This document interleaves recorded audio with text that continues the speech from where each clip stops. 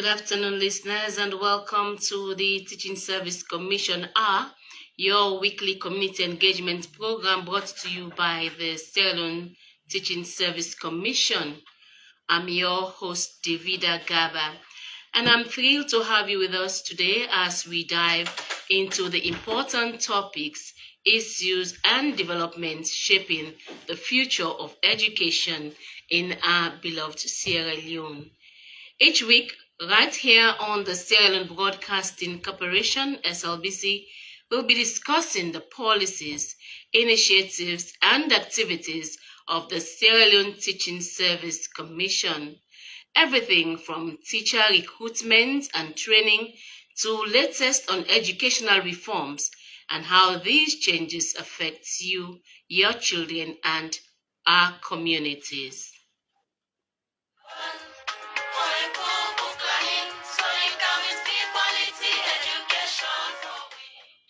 The Teaching Service Commission is all set to start a compulsory nationwide teacher registration. In today's episode of TSCR, we will look into this exercise, its relevance, and how far the TSC has planned for it. To help us delve into today's discussion, I have been joined in the studios by Mr. Soi Ibrahim Toure, the Secretary of the Commission. You're welcome. Yeah, thank you, David. Right. Well, don't go anywhere. Stay with us and let's unpack the facts. TSC Hour isn't just about talking to you. It's about opening up a dialogue with you, our valued listeners. This is your platform to voice your thoughts, ask questions, and get answers directly from the experts and officials at the heart of our educational system. So stay tuned and let's get started with today's TSC Hour. Remember, education is everyone's business. And of course, we'll be opening the phone lines later during the program for your questions and for your comments. Let's start the discussion now. Our pleasure to have you in the studios, Mr. Toure. Yeah, thank you, and welcome, listeners. It's a pleasure to be on the radio. Okay, the last show we have the public relations person, Jami Victor Sanko, who gave listeners a background into the formation and the mandate of the commission. And today we are here to talk about a very important issue, which is compulsory nationwide teacher registration. This seems alarming for some people listening to you today.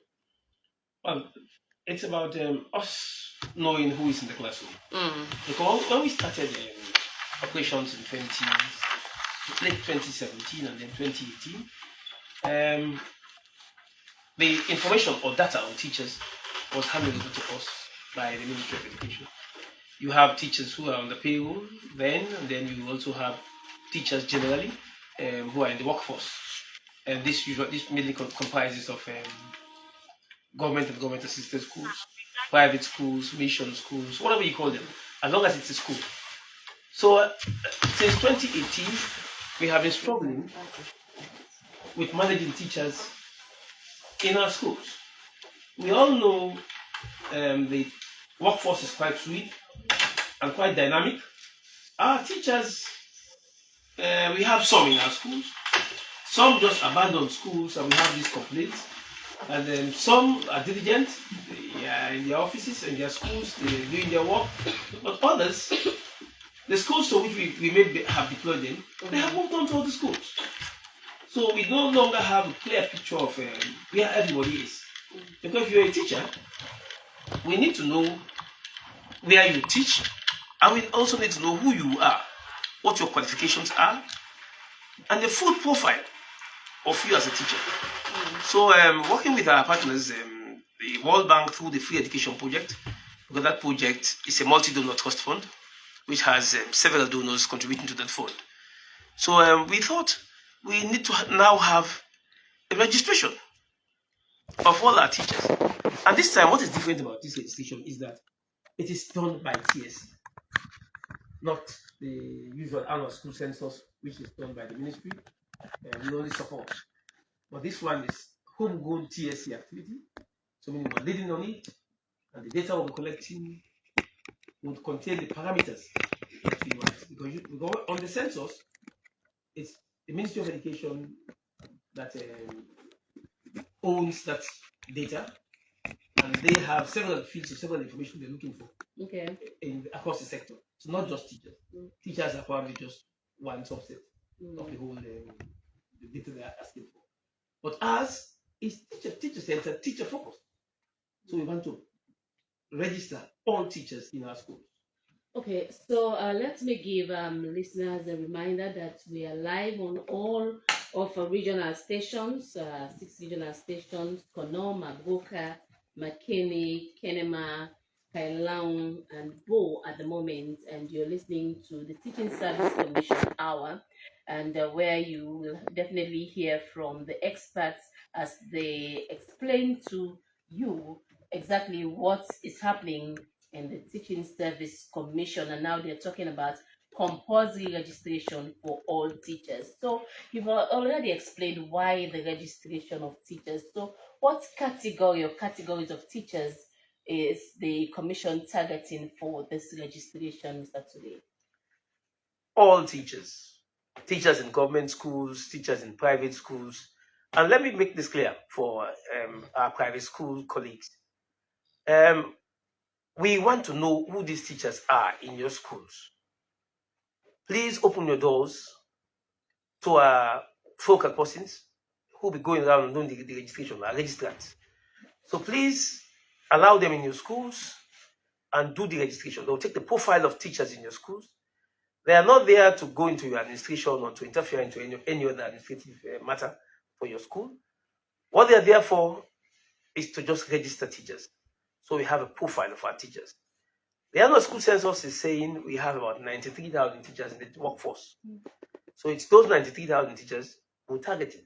So we have trained focal persons who will lead in the districts, and then we have registrants who will go into the schools and then collect the data. So they are divided into chiefdoms, into wards, into constituencies, whatever the geographical division we have in Sierra. We have made sure we have deployed somebody to go and register. They may have a tablet, and in some instances we're even using their Android phones. So where they have their Android phones, the app can be uploaded into the Android phone, and they would use that to then register the teachers. They've trained them on collecting the information. They'll probably need to have data on the teacher, either their ID cards or in some instances, if they have their qualifications, we need to know about that. They can even scan and upload those information into the website. And so when we have that, all of this information goes into the teacher management information system. Because we have digitized all our processes, we have a teacher management information system where we want to capture all this data. So we know who is available and who is the teacher and where that person is teaching. So in getting the teachers to be available for the registration, what modalities or strategies have you put in place to get all of them together? Like we're doing the sensitization now. I think this is all across. We are in every radio, every region, every district, just to ensure that the information goes far and wide so that we're able to contact. We also use our networks because we have our available networks through our unions, through the Council of Principals of Secondary Schools, through the Council of Head Teachers. So all of those sub-bodies of teachers, we're using them to reach out to our schools. And the focal persons that we have just trained, the training is on now for Western area and a few more districts. So these focal persons are also, some of them are also teachers, and some are also key actors in the education strata. So we're talking to them as well. We're talking to everybody who is concerned about education, who is in education, to let them know that we are coming and we are embarking on this exercise and we need their support. We are soliciting the support to get this on and get it through. Someone might be asking, how relevant will this be to the commission or to the work of the commission, or how will it generally impact on education? With this exercise, we are then able to have that data and then plan. Plan for future recruitment, plan for budgeting, because every year we submit a budget to the Ministry of Finance to support the commission in the work that we do. So when we have accurate data and we know where these teachers are, it will help us to then plan for recruitment, to know where we will deploy teachers next time, and to know how much it will cost to bring teachers onto the payroll and how much it will cost to train them. So we'll know exactly who has received any training and we know who needs the training and what. So we're collecting information now on their profile, on the trainings that they have undergone, whether they're on the payroll or not on the payroll. So we'll plan how to bring them into the payroll. We'll also look at schools that are deprived, because we have communities in hard to reach areas that don't have teachers. That because the community is so remote, trained and qualified teachers find it difficult to go and reside because of the lack of amenities and the distances to the major towns. So we have those challenges. So we will now plan and see who is available in those communities and where the teachers are needed. So then we'll deploy teachers to where they are most needed. Okay, so earlier you spoke of the fact that all teachers will be registered or must be registered, whether in private schools or in public schools or government assisted schools. All of them are supposed to be registered. But there are schools like the American International High School, the Lebanese International, the big names like the Choitram School, the British International School.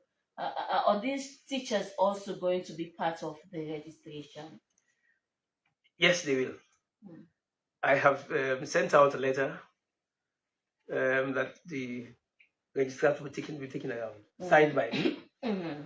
And in instances where they may have difficulties, I have volunteered myself to go to those schools myself. So I can come to those schools, those big schools, those private or international schools, and probably engage with the administration to let them know the essence of the work that we're doing. We know they have our teachers. I am a teacher, so I'm too old in the game to know this. We know they have our teachers. And I remember going to Lebanese school on a visit, and teachers running around when they saw me. They knew, well, I was not witch hunting, but I had to engage them. So what we tell them in this instance, if you have a teacher who is on the government payroll, who is serving in government schools, let them register in the parent school. That is where their names are on the payroll as teachers in those schools. And while they're teaching part-time, they register there as part-time. So we know they are part-timers. But they can't register full-time in all the institutions. You can't double dip. Be in two institutions at the same time. How effective will they be, with what they're having from the private school and also from the government school, and they are supposed to ensure that these pupils in the public schools enjoy the teaching facility from them. But most times or sometimes they will be tired because they've given their best or they are all to these private schools, international schools, and then when they come to the classroom for the government or government assisted schools, they do not give much, and that might impact the education. We have the challenge, and we're trying to overcome the challenge of our teachers abandoning their schools, going to teach in these private schools or international schools, and not performing their duties in our government schools. We're going out to get them, where usually they tell us, if it clashes with your normal day, then you forgo one. If we hear of this complaint, we'll take your name off the payroll, because you have to be where you should serve in a government school. You can only take part-time when you have free time. But if you don't have free time, you have to be full-time in one place. Quite recently, we had some issues with the teachers in one of our big schools, St. Joseph, who are in private schools. Because St. Joseph closed down the afternoon shift, it's now one shift school. They had challenges with teachers who are in the afternoon, because most of these teachers were teaching elsewhere in primary school, in private schools in the morning, and they will come in the afternoon to teach in their schools, which we know, of course, is a challenge, because you're exhausted in the morning, you come to school in the afternoon, they wouldn't give up their best. So we took about 7 of the names out of the payroll, and we engaged them. We told them, if you want to come back, you have to commit to coming to your schools. So we'll employ the heads of schools to please pass on this information to us. If you have this information of teachers who should be full-time in your school and are not there full-time, and either in the morning or in the afternoon, that they're not there, and you know they are serving other schools, let us have the information. Then we're able to deal with that. Okay, so what will happen to teachers that do not register during this exercise, maybe for different reasons?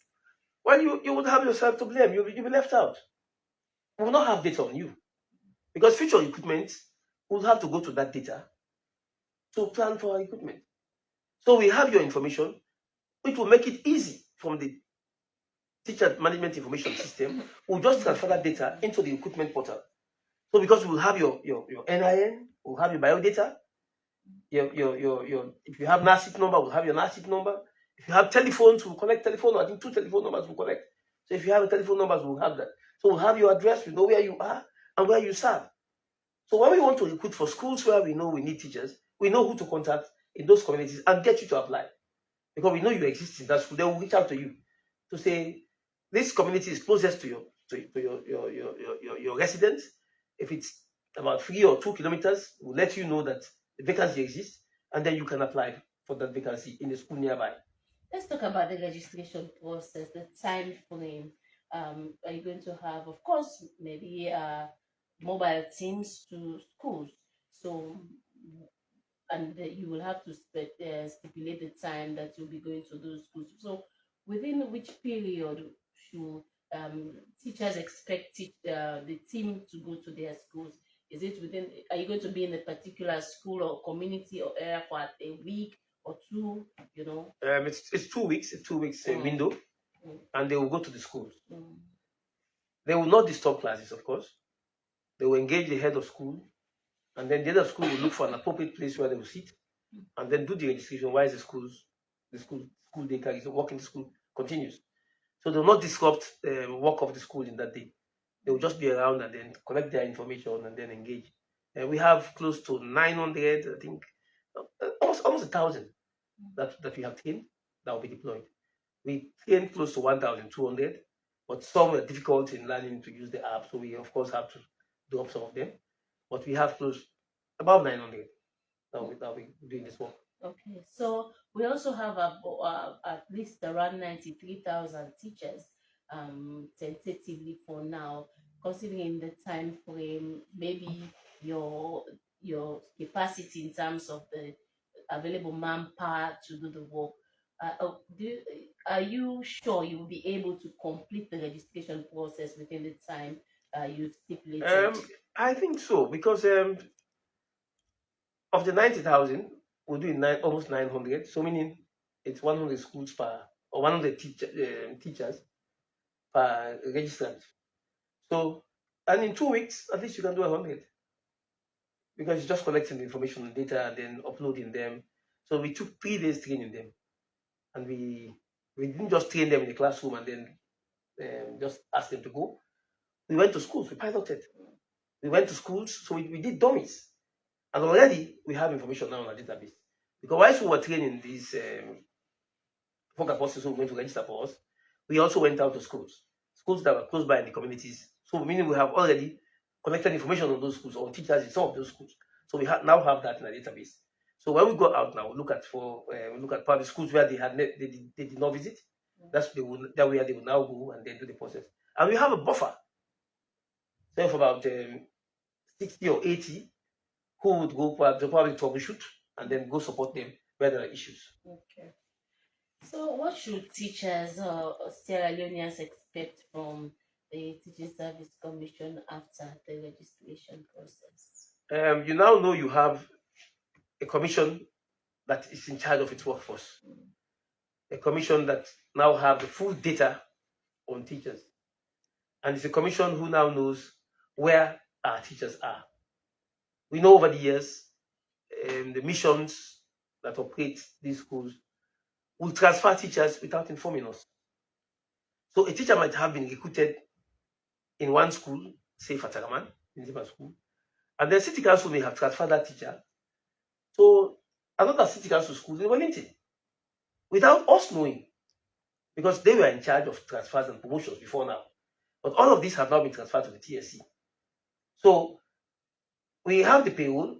So what the locations we have on the payroll are not the same as what obtains with teachers in their schools.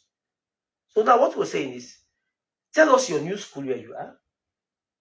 We have the data on where you were, probably when you were recruited or a few years back. But now tell us where you are, and then we'll correct that data. So that will help us now correct the payroll.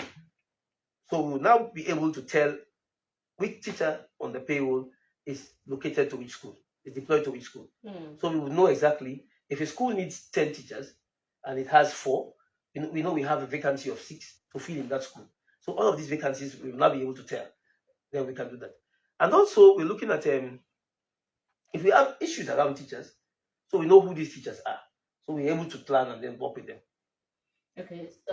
Another thing we would like to understand: does this have any link with the licensing of teachers? The registration, is it that you want to get the database so that you will know that we have this amount of teachers and it is expected that these teachers go through the license process? That's another ball game. The licensing requires you to have a teaching qualification. Like if you say you're a nurse, you must be registered by the Nurses Council, right? Yeah. So the same with teachers. We now have a process through which we want to make our teachers professionals. So to be a professional, you must pass the professional exam. So a professional exam is the license. So before you license, you must be a trained and qualified teacher, register with the TSC, book for the exams, and you take the exams.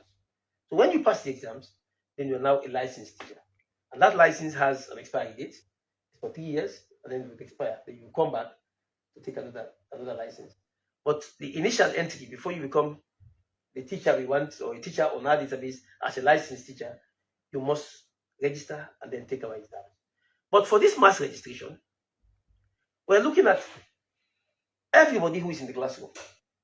So be you qualified or not non-qualified, either you have a Becker or whatever it is, as long as you stand in front of children you're teaching and you tell them you're a teacher, or the community identifies you as a teacher and finds a place for you to teach children, we want to register you.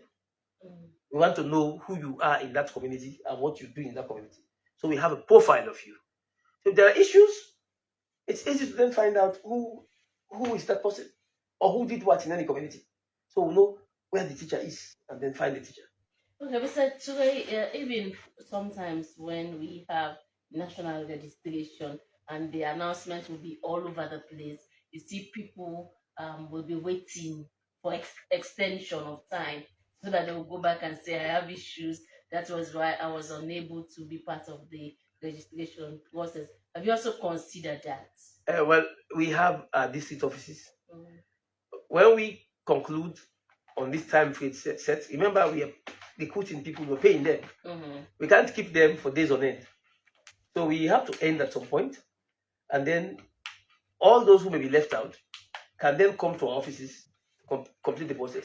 Because we have staff stationed in our office, we have IT officers who sit in our offices, and we have resource centers in our offices where they can come and then do the registration. So it will now be left with this teacher moving to come to our office, because then at your own cost. Now we're reaching out. We're paying people to go meet you wherever you are.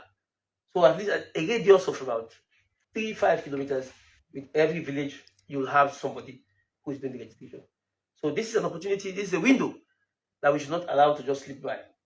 So let's be available, let's do the registration, so you save your transport, you save the hustle, you save the travel, and then get it done as quickly as possible.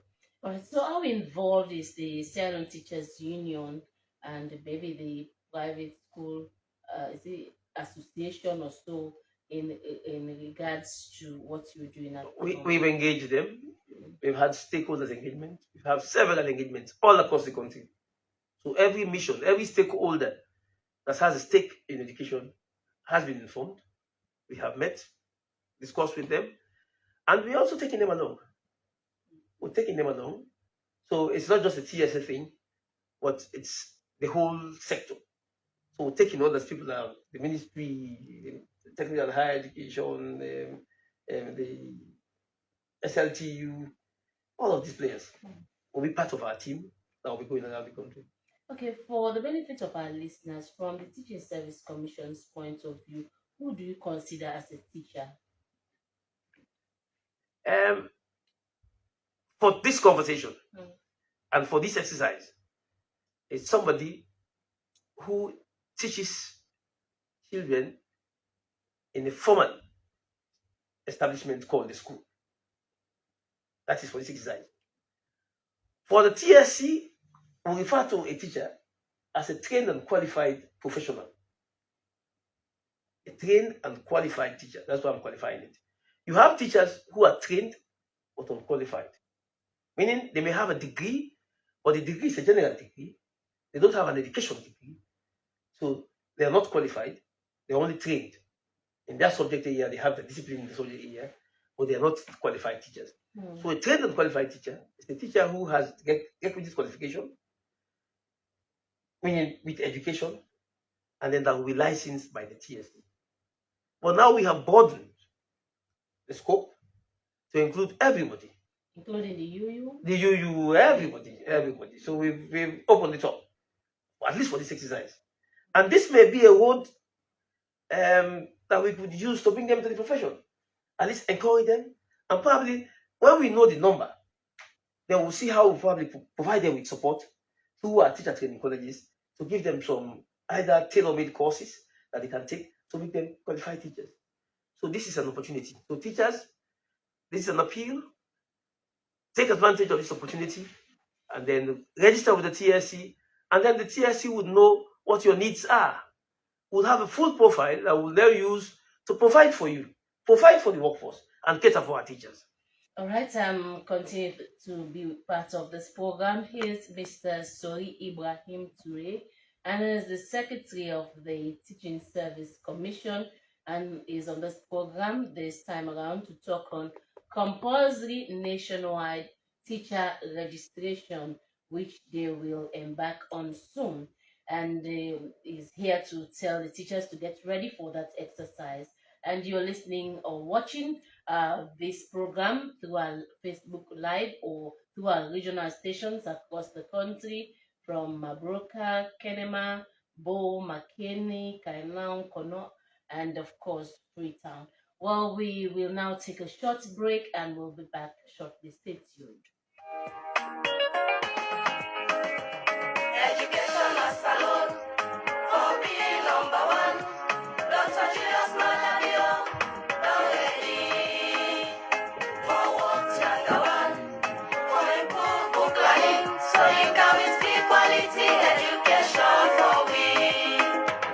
Educational salon for being number one. Dr. Julius Malabio, now ready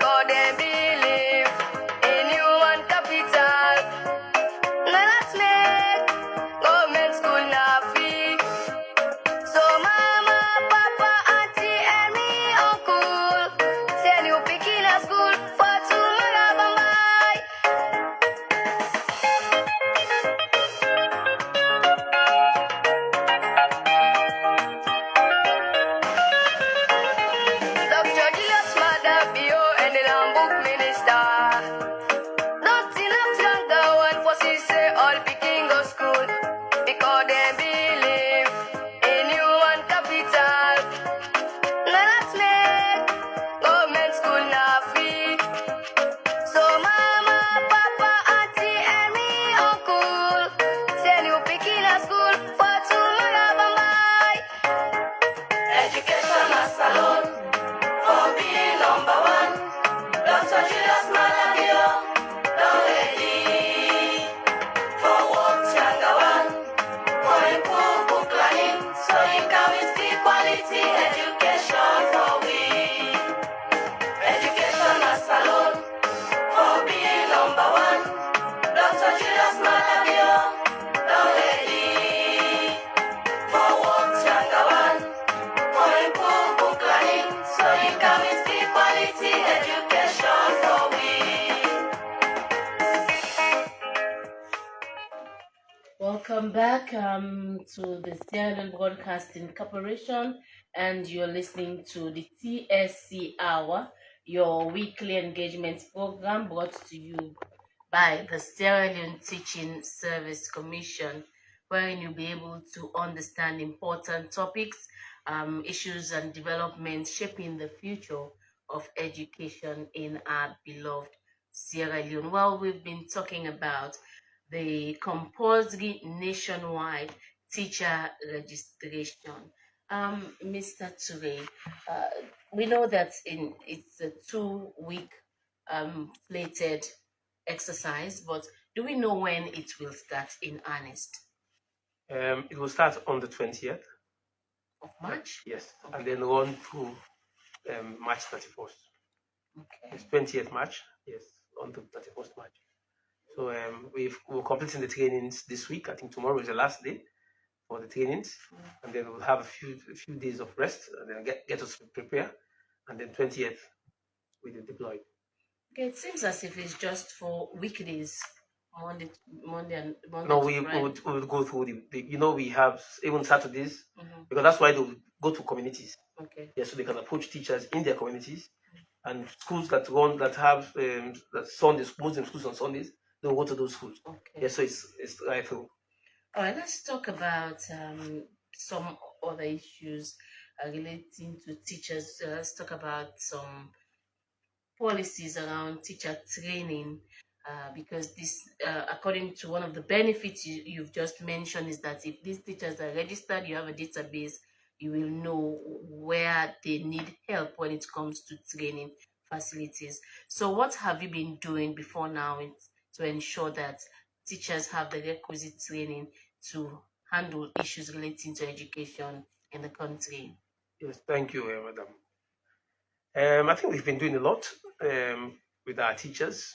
We've trained close to about more than 40,000 teachers on different areas. We've trained them on school leadership.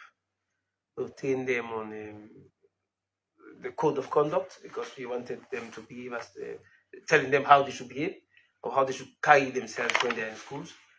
We've trained them on foundational learning. I think that's the most topical one now, where we train all primary one teachers. We've just concluded across the country. All government and government assisted schools, primary one teachers have been trained on the new methods of teaching. We've even developed textbooks that those teachers will be using. We developed workbooks for the children, and we have even gone ahead to print those books.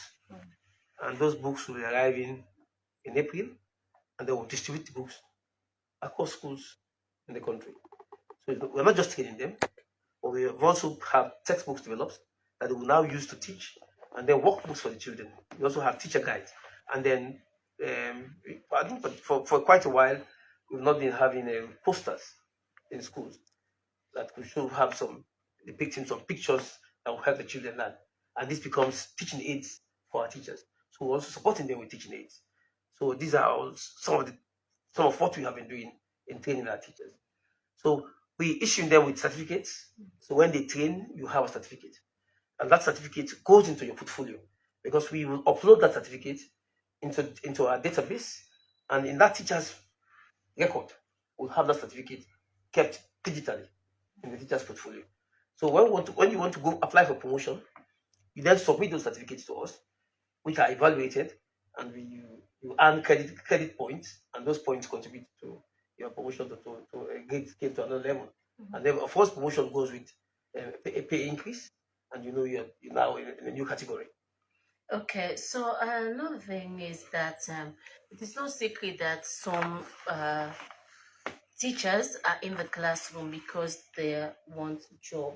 Others are there because they love the job, they have the passion for it.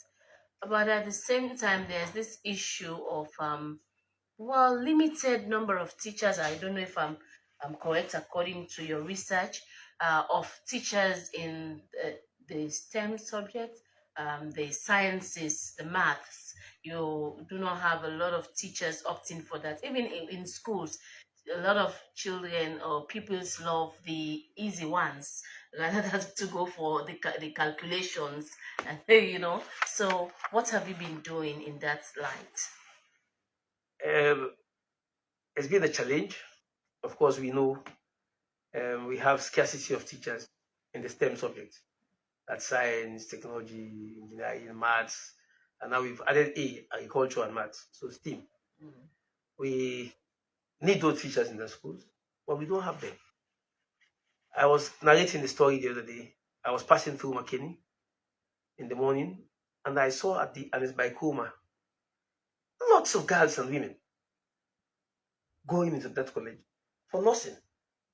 But this is not the same for teaching. I was in the hall during the Education Week celebration in McKinney when I asked the kids, after I had presented all what TSC has been doing, the nice work we've been doing, the support to our teachers, and then I asked, how many of you want to be teachers? And to our shock in that hall, no child put their hand up. So none of them want to be teachers. So many people only come to the profession by accident. When you don't have another option, then you choose teaching. What we are doing the campaign, we're telling them all the good things that they will have. We have vacancies now for teachers, so they can apply. You are sure of getting a PIN code as quickly as you can, giving to other promotions. And I think we are I think about 2 or 3 institutions that we recruiting this year. We have the police, we have the army, you have nurses. They have lesser numbers, but we have a greater number of 2,000 to recruit. So if you're looking for a quick route to recruitment, come to teaching. Okay. Just get the qualification and then come. Then you're sure of a profession. So that you can join. what have you been doing to ensure that the profession is somehow lucrative? Because teachers, you will see a pupil will be looking at the teacher after graduation. The show of the teacher is nothing to write home about. The coat or the teacher is wearing a coat and not a suit, you know. And then you will see that student just graduated from the university with a lucrative job. So what have you been doing to ensure that the teachers smile at the end of the day? Because sometimes even the teachers do not want their kids to become teachers. We have introduced awards for teachers. We have been negotiating with government, and the past 3 years, they were the ones who were able to get 15% in 3 years, a 45% pay increase. And at the end of this year, we're meeting again with the unions to negotiate another condition of service. So it's work in progress. We're working with the unions, we're working with government to see how we can help improve the lot of our teachers. Because it's only when you have a satisfied workforce, when you're able to cater for your teachers, that you'll be assured of getting quality education. So we are aware of this, and this is why we're encouraging our teachers to do their best. We're providing them with opportunities for training. Because when a staff is satisfied, you're satisfied on the job you're doing, you'll be able to give up your best. Of course, the world over, the workforce is challenged. We all know teachers, because of the numbers, because of our numbers. That's usually the issue. But we're still appealing that for government to help us to make our teachers happy. So this is an appeal generally to every Sierra Leonean that let's support our teachers. We're asking for our communities to also help us with supporting our teachers where they serve. You can either help with a dwelling, if you think in remote areas where a teacher is deployed and you have an opportunity to help that teacher with a dwelling, even if it's a 1 or 2 rooms, you can do that. And even with the best teacher prize, some time ago, we promised to give out land to teachers, and that we have done for 1 or 2 sets, and then the others we're still talking with Minister of Lands to see how they can help us and provide land to teachers. And we are discussing again with our partners, because you have district winners, you have regional winners, and then you have the national winners, to see how some of our partners can support us with prize money or prizes to these winners, so that district winners can have at least something tangible or something substantive that they can have and be happy for. If you win, then you know you have that at least for a lifetime. That will help you, you know. So we're even supporting these winners this year to ensure that they compete for international prizes. So there's the Africa Teacher Prize and there's the World Teacher Prize. So we're supporting them now, building the capacity to help them, to get them compete. And if they're able to win, they will know they'll bring home, they'll bring back to Sierra Leone the laurels. And they too will be happy that they are winners. You know, this is all we're doing in support of our teachers. Okay, and you know the teachers are beneficiary of the government fund, government payroll. A lot of them, Mr. Ture. But at the same time, there are times when there are remote communities, communities that are underserved, that do not benefit from qualified teachers. So how will the commission, or how has the commission been trying to address this issue of getting teachers that are qualified to impact knowledge to children from remote or underserved communities? Well, this takes me back to the essence of the mass registration. Last year, we engaged with the Minister of Finance to discuss issues around this. And we brought it to the table. We told them we want to deploy teachers to communities where we don't have trained and qualified teachers. And they're open to that. They said, well, let's get the data. So let's see what that data is, see how much it will cost government, and then we can put forward that proposal. So discussions are ongoing now. So when we collect all this data, we know where we need the teachers, where we need them most. Then we'll approach government to say, we have X number of teachers who are in urban areas, who have not volunteered to go to remote areas where we don't have teachers, and let's see how we can support them.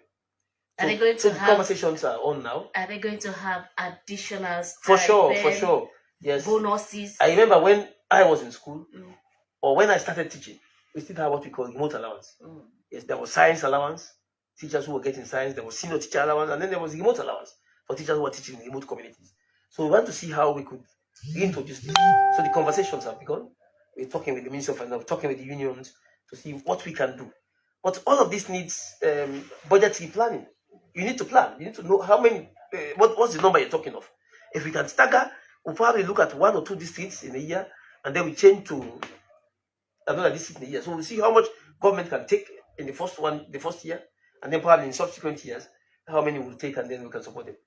All right, Mr. Ture, as a way of rounding up now, we started this discussion on the importance of teachers registration, the compulsory nationwide teacher registration that will start on the 20th of this month. As in a nutshell, what will you leave with listeners, the teachers, about the importance of this registration? It's an appeal, and we want to tell our teachers and our communities that this is a compulsory exercise. Every teacher must register.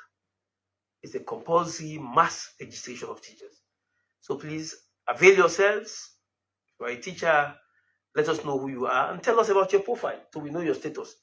Tell us about the school, the current school you are now teaching. So we have data on the current school you are teaching.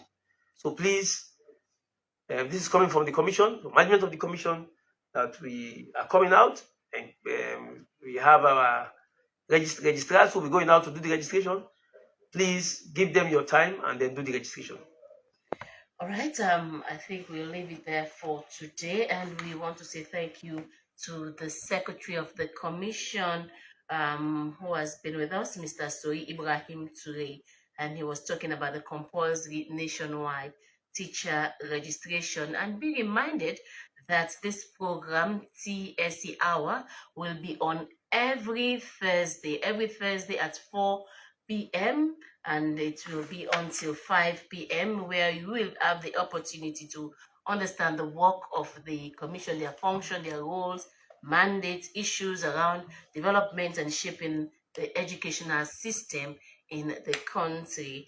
Well, at this point, I want to say many thanks to all the regional managers and the regional director for connecting with this program across the country. Stay tuned again for the next edition next Thursday. My name is David Agaba. Thank you to Abubakar Dumboya for the Facebook Live, and of course to our man Prince Campbell for technical support. Till then, bye for now.